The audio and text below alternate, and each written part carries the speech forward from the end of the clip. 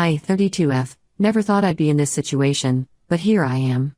My husband Andy, 34M, and I have been married for 5 years, and we have a 3-year-old daughter, Tiffany. Our story began 10 years ago when we met at a mutual friend's barbecue. I was fresh out of college, working my first job as a junior graphic designer, and Andy was 2 years into his career at a tech startup. We hit it off immediately, bonding over our shared love of 90s sitcoms and spicy food. Our relationship progressed quickly. Within a year, we were living together, and 2 years later, Andy proposed during a weekend getaway to the beach. It was perfect. He even remembered to bring my favorite strawberry champagne. We got married in a small ceremony surrounded by our closest friends and family. My dad, who had been battling cancer, was able to walk me down the aisle. He passed away just 6 months later, making those wedding memories even more precious. Andy was my rock during that difficult time. He held me when I cried, made me laugh when I needed it, and never complained when I wanted to spend hours looking at old family photos. His support made me love him even more, and I thought we could get through anything together. 2 years into our marriage, we decided to start trying for a baby. It took longer than we expected, and we went through some tough times with fertility treatments. But finally, we got the news we'd been hoping for. 9 months later, our beautiful Tiffany was born. She had Andy's blue eyes and my curly hair, and we were both smitten from the moment we saw her. Everything was great until Andy's company transferred him to a new city last year. The startup he'd been with had been acquired by a larger tech firm, and they wanted Andy to head up a new division in their headquarters. It was a huge opportunity for him: more money, more responsibility, a chance to really make his mark in the industry. We decided to move together for his career, even though it meant leaving behind our families and friends. It was a hard decision. My mom was getting older, and I hated the thought of moving Tiffany away from her grandmother. Andy's parents had retired to Florida a few years earlier, so they were already at a distance. But we had a solid group of friends, people we'd known since college, couples we'd met through parenting groups. Leaving them behind was tough. But we thought it would be an adventure. A chance to start fresh in a new place, make new friends, explore a new city. We sold our starter home, the one we'd lovingly renovated together over weekends and holidays, and bought a bigger house in the new city. It had a yard for Tiffany to play in and an extra bedroom we talked about turning into a nursery for a future sibling for her. At first, things were okay. Andy was busy with his new job, working long hours to prove himself in his new role. I was taking care of Tiffany full-time, trying to get us settled in the new house and city. I joined a few mom groups, hoping to make some new friends, but it was slow going. I missed the easy camaraderie I'd had with my old friends, the inside jokes and shared history. But about 6 months ago, Andy started acting strange. He was working late more often, always on his phone, and seemed distant. When he was home, he was distracted, often staring at his phone or laptop instead of engaging with Tiffany and me. Date nights, which we'd always prioritized even after Tiffany was born, became less frequent and then stopped altogether. I tried to talk to him about it, but he just brushed it off as work stress. He said the new position was more demanding than he'd expected, that he was under a lot of pressure to deliver results. I wanted to be supportive, remembering how he'd been there for me when my dad died, so I tried to be patient. Then, 2 months ago, I found out why he'd really been so distant. Andy had been having an affair with his coworker, Sammy, 29F.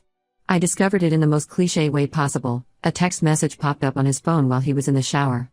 "Can't wait to see you later, babe. Last night was amazing." I was devastated. When I confronted him, he broke down and confessed everything. He said it started as just friendship. Sammy was new to the company too, and they bonded over being the new kids in the office. They started having lunch together, then drinks after work. He swore he never meant for it to go further, but one night, after a particularly stressful day at work, one drink led to another, and he swore it was over and begged for forgiveness. He said he'd made a terrible mistake, that he loved me and Tiffany more than anything. He promised to do whatever it took to make things right. I was torn. On one hand, I loved Andy. We'd been through so much together: the joy of our wedding, the pain of losing my dad, the struggle to conceive Tiffany, the excitement of starting our life in a new city. He was the father of my child, the man I'd planned to grow old with. And I wanted to keep our family together for Tiffany's sake. She adored her daddy, and the thought of breaking her heart was almost as painful as Andy's betrayal. On the other hand, I felt completely betrayed. This wasn't just a one-night stand, a drunken mistake. This was an ongoing affair. He'd been lying to me for months, coming home to me and Tiffany after being with another woman. How could I ever trust him again? After a lot of thought, I decided to give him another chance, but with conditions. He had to change jobs, I couldn't stand the thought of him working with Sammy every day. He had to go to marriage counseling with me, we clearly had issues we needed to work through. And he had to be completely transparent about his whereabouts and communications. No more passwords on his phone, no more secret late nights at the office. Andy agreed to everything. He found a new job at a different company, started counseling with me, and even gave me access to his phone and email. For a while, things seemed to be improving. We were talking more, spending time together as a family, and slowly rebuilding trust. The counseling was helping us communicate better, and I started to hope that maybe we could get through this. But last week, everything fell apart again. I was using Andy's laptop to check our joint bank account when I noticed some strange transactions. There were several large withdrawals and transfers to an account I didn't recognize. At first, I thought it might be a mistake, or maybe even fraud. But when I dug deeper, I found emails between Andy and Sammy discussing their plans to move in together. It turns out, Andy never ended the affair. He had been lying to me this whole time, pretending to work on our marriage while secretly planning to leave me for Sammy. He had been siphoning money from our joint account to set up a new life with her. All those late nights at his new job? He was with Sammy? The marriage counseling? Just a show to keep me from suspecting anything. I confronted Andy as soon as he got home. He didn't even try to deny it this time. He just said he was sorry, but he loved Sammy and wanted to be with her. He said he had been trying to find the right time to tell me, but couldn't bring himself to do it. He claimed he still cared about me and Tiffany, that he never meant to hurt us, but he couldn't deny his feelings for Sammy any longer. I'm devastated and angry. Not just because of the affair, but because of all the lies and manipulation. He let me believe we were fixing things, all while planning his exit. I feel like such a fool for trusting him again. All those hours in counseling, all the tears I shed, all the effort I put into rebuilding our relationship, it was all for nothing. Now, I'm left to pick up the pieces. I've kicked Andy out and I'm planning to file for divorce. But I'm scared about the future. I'm in a city where I have no real support system, with a young child to care for, and now I find out our finances are a mess because of Andy's deception. The money he took was meant to be Tiffany's college fund. We'd been saving since before she was born, wanting to give her the best start in life. And now a big chunk of it is gone. I don't know how to tell Tiffany that her daddy isn't coming home. She's only 3, but she's smart and perceptive. She already knows something is wrong. She keeps asking where daddy is, why he isn't coming to tuck her in at night. How do I explain to her that the father she adores has chosen another woman over us? I don't know how I'm going to manage as a single mom in a place where I have no friends or family. My mom is too old to travel easily, and all our old friends are back in our hometown. I gave up my career to move here for Andy's job, and now I'm left with a gap in my resume and an industry that's moved on without me. I'm angry at Andy for putting us in this situation, but I'm also angry at myself for not seeing through his lies. Were there signs I missed? Should I have known better than to trust him again after the first betrayal? I keep replaying every conversation, every interaction in my head, wondering if I could have done something differently. I guess I'm looking for advice on how to move forward. How do I explain this to Tiffany? How do I start rebuilding my life? Has anyone been through something similar? Any words of wisdom would be appreciated. I feel so alone and overwhelmed right now, and I could really use some support. Update 1, it's been a month since my last post, and a lot has happened. First, I want to thank everyone for their kind words and advice. Your support really helped me during those first difficult days when I felt like my world was falling apart. After kicking Andy out, I immediately contacted a lawyer. A friend from one of the mom groups I joined recommended her, saying she'd helped her through her own divorce a few years ago. The lawyer advised me to freeze our joint accounts to prevent Andy from taking more money. I'm glad I did because Andy tried to make another large withdrawal the next day. Apparently, he and Sammy had put a deposit down on an apartment together and was trying to get money for furniture. I also started gathering evidence of Andy's affair and financial deception. The lawyer said this would be crucial for the divorce proceedings and custody arrangements. It was painful going through all the emails and bank statements, seeing in black and white how long Andy had been lying to me. But it also made me even more certain that I was making the right decision. There were messages going back months, long before I first confronted him about the affair. He and Sammy had been planning their future together while he was sitting across from me in marriage counseling, promising to work on our relationship. Telling Tiffany was the hardest part. How do you explain to a 3-year-old that her daddy doesn't live with us anymore? Following the advice of a child psychologist, I explained that daddy made some bad choices and wouldn't be living with us anymore, but that both of us still love her very much. She's been having a hard time understanding, and it breaks my heart to see her ask for Andy every day. She's been having nightmares and has started wetting the bed again, things she hadn't done in over a year. The psychologist says this is normal, That she's processing her emotions the only way she knows how, but it's still hard to watch my little girl struggle like this. As for Andy, he's been trying to backpedal. When he realized I was serious about the divorce, he suddenly changed his tune. He claims he made a mistake, that he got caught up in the excitement of a new relationship but now realizes what he'd be losing. He says he wants to work things out, that he'll do anything to keep our family together. But I'm not falling for it this time. I told him all communication needs to go through our lawyers unless it's about Tiffany. Sammy, Andy's affair partner, actually reached out to me. She claims she had no idea Andy was still with me and thought we were already separated. According to her, Andy told her our marriage had been over for months and we were just trying to figure out the logistics of separating. She apologized profusely, saying she never meant to be the other woman. I'm not sure if I believe her, but it doesn't really matter at this point. The damage is done, regardless of what she did or didn't know.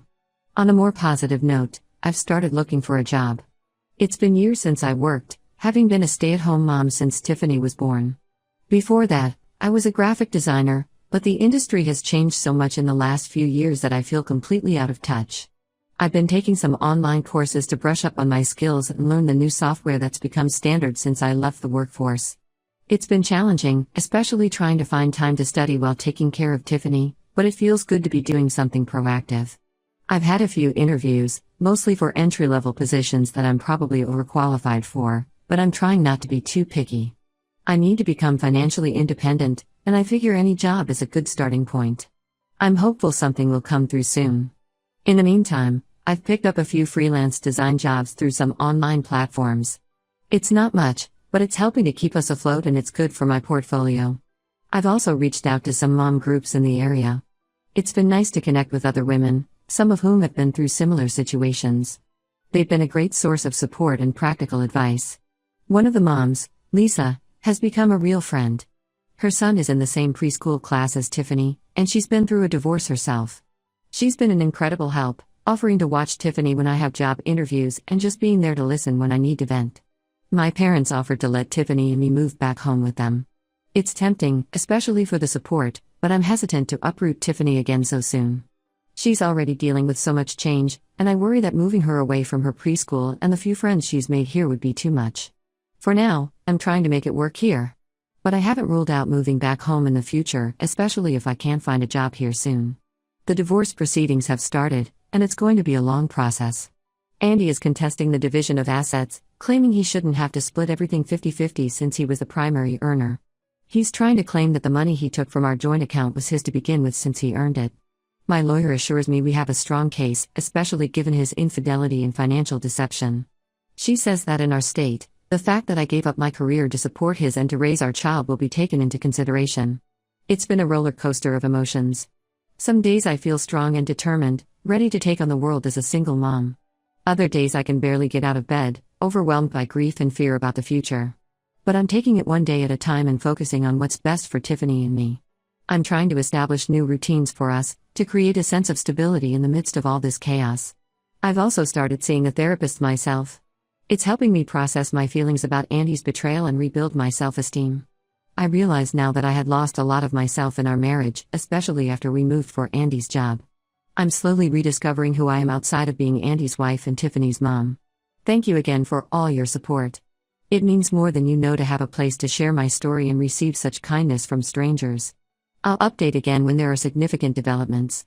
Update 2. It's been 3 months since my last update, and 6 months since I discovered Andy's betrayal. A lot has changed, and I wanted to share the developments with you all. First, the good news: I got a job. It's an entry-level position at a marketing firm, focusing on digital design. It's not exactly where I was in my career before I took time off to raise Tiffany, but it's a start. The hours are flexible, which helps with taking care of Tiffany. My new boss, Maria, has been understanding about my situation and has allowed me to work from home 2 days a week. It's been challenging juggling work and single parenthood, but it feels good to be financially independent again. The job came through a connection I made at one of the mom groups. One of the other moms, Jenna, works at the firm and put in a good word for me. It just goes to show how important networking can be, even in unexpected places. I'm grateful for the community I found here, despite the difficult circumstances that led me to it. The divorce proceedings are moving forward, albeit slowly. Andy initially tried to lowball me on the settlement, offering much less than what my lawyer says I'm entitled to. He tried to argue that since he was the primary earner, he should keep most of the assets. But my lawyer stood firm, pointing out that my role as a stay-at-home parent allowed Andy to advance his career. We're still negotiating, but it looks like I'll get a fair share of our assets, including the house. Interestingly, Andy's attempts to hide money have actually worked against him in court. The judge was not impressed when we presented evidence of the funds he'd been siphoning off to set up his new life with Sammy. It's looking like I might even be awarded a larger share of our assets as a result of his deception. Custody has been another battle. Andy is pushing for 50-50 custody, but given his history of deception and the fact that he's living with Sammy now, my lawyer thinks we have a good case for primary custody with Andy having visitation rights. We've presented evidence of Andy's inconsistent involvement in Tiffany's life over the past few months, including missed visitations and last-minute cancellations. The judge seems to be leaning in our favor, but nothing is certain yet. Tiffany is adjusting, slowly but surely. She still has moments where she cries for Andy, especially at bedtime, but she's also becoming more settled in our new routine. I've enrolled her in a play therapy program, which seems to be helping her process her emotions. Her therapist says she's making good progress, but that it will take time for her to fully adjust to the new family dynamic. I've also noticed that Tiffany has become very clingy with me. She gets upset when I leave her at preschool and often wants to sleep in my bed at night. The therapist says this is normal given the circumstances and has given me some strategies to help Tiffany feel more secure. It's hard, but I'm trying to be patient and give her the extra attention she needs right now. As for me, I'm doing better. The mom group I joined has been a lifeline. We meet up regularly for playdates and adult conversation. It's nice to have friends who understand what I'm going through. Last weekend, we had a spa day at Lisa's house while her husband watched all the kids. It was just face masks and nail polish in her living room, but it felt so good to relax and laugh with friends for a few hours. I've also started a yoga class twice a week. My mom comes over to watch Tiffany, and those few hours of self-care have made a big difference in my stress levels. It's teaching me to be more mindful and present, which is helping me cope with the ongoing stress of the divorce and single parenthood. One unexpected development: Andy and Sammy broke up. Apparently, the reality of being together full-time, plus the stress of the divorce and custody battle, was too much for their relationship. Andy tried to use this as a reason for us to reconcile, but I shut that down immediately. Too much has happened, and I can't go back to that life of mistrust and betrayal. Andy seems genuinely regretful now. He's been more consistent with his visitations with Tiffany and has even offered to pay more child support than the court is likely to order. Part of me is glad to see him stepping up as a father, but another part of me is angry that it took all of this for him to realize what he had. Looking ahead, I'm cautiously optimistic. It's been a hard road, but I'm starting to see a future for Tiffany and me that doesn't revolve around Andy's choices. I'm focusing on building our new life, one day at a time. I'm even thinking about taking some advanced design courses to further my career prospects. I know there will still be challenges ahead. The divorce isn't finalized yet, and I'm sure there will be ongoing issues with co-parenting. But I feel stronger now, more capable of handling whatever comes our way. Thank you all for your continued support. Your kind words and advice have meant more than you know. I'll update again when the divorce is finalized. Update 3. It's been a year since my original post, and I wanted to give you all a final update. So much has changed, and I'm in a much better place now.